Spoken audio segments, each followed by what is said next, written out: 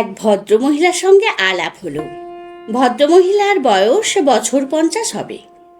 দিনের বেলায় বেশ একটা ঝকঝকে শাড়ি পরে ট্রেনে উঠলেন। চোখে মুখে একটু অস্বস্তি। আমার পাশে বসেই বললেন, এটা উত্তরপাড়া দাঁড়াবে তো? আমি বললাম, হ্যাঁ, এটা অল স্টপেজ।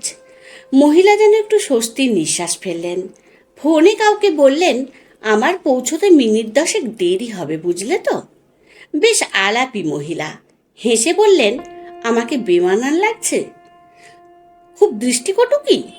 এমন প্রশ্নে আমি একটু হকচকিয়ে গিয়ে বললাম, না, বেশ ভালোই লাগছে তো। কেন বলুন তো? ভদ্রমহিলা মুখ টিপে হেসে বললেন, এই শাড়িটা আমার স্বামীর দেওয়া জন্মদিনের গিফট। রাতের আলোয় পরা শাড়ি, বলতে গেলে বিয়ে বাড়ি যাওয়ার শাড়ি। আজ বাপের বাড়ি যাচ্ছি, ভদ্রলোকের আবদার এই শাড়িটা পরেই যেতে হবে। কি বিপদ বলুন তো? লোকজন তাকিয়ে তাকিয়ে দেখছে। এই বয়সে সকাল সকাল ঝকমকে শাড়ি কি মানায়?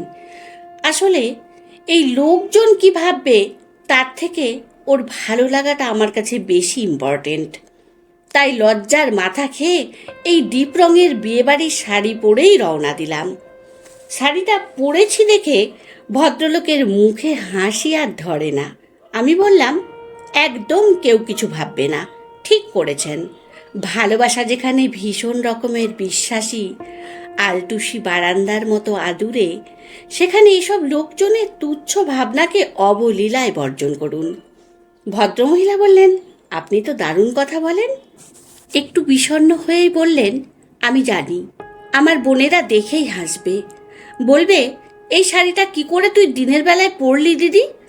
তোর কোনো রুচিবোধ তৈরি হলো না। আসলে জামাইবাবুর রুচিটা ওই মুদির দোকানের মতো হয়ে গেছে। আমার হাজব্যান্ডের ছোট্ট মুদির দোকান তো, আর দুই বোনের হাজব্যান্ড ভালো সার্ভিস করে, তাই ওরা এসব বলে। মহিলার চোখ দুটো ছলছল করে উঠল। আমি বললাম, আপনার হাজব্যান্ডকে কি ওরা অর্থ সাহায্য করে? আপনাকে দামি দামি গিফট দেয়? ভদ্রমহিলা বললেন, কোনো দিন নয়।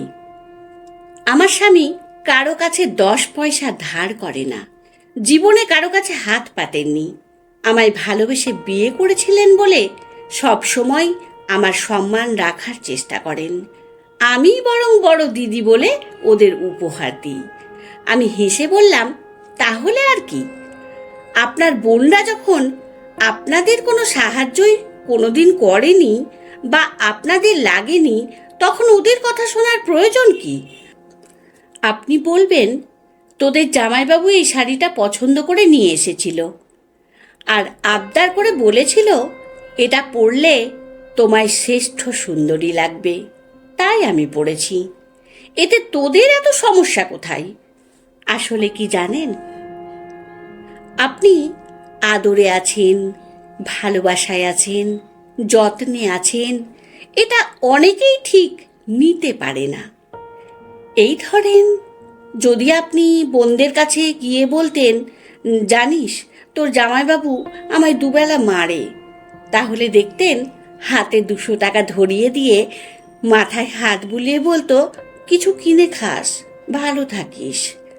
তখন ওদের নিজেদের সুখের গল্পগুলো আপনাকে শুনিয়ে বেশ তৃপ্তি পেত ওরা।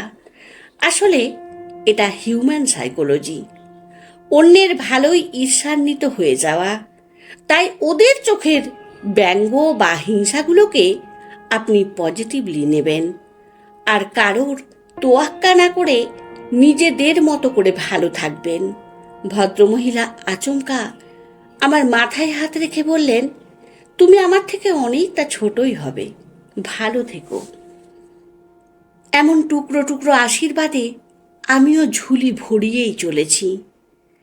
এমন কত আলাপে অভিজ্ঞতা বেড়েই চলেছে আমার। বাঁচুন নিজের ছন্দে, অন্যের কথায় নিজেকে পরিচালিত করতে যাবেন না। একটাই তো জীবন, এইটুকু তো সময়, প্রাণ ভরে নিঃশ্বাস নিন।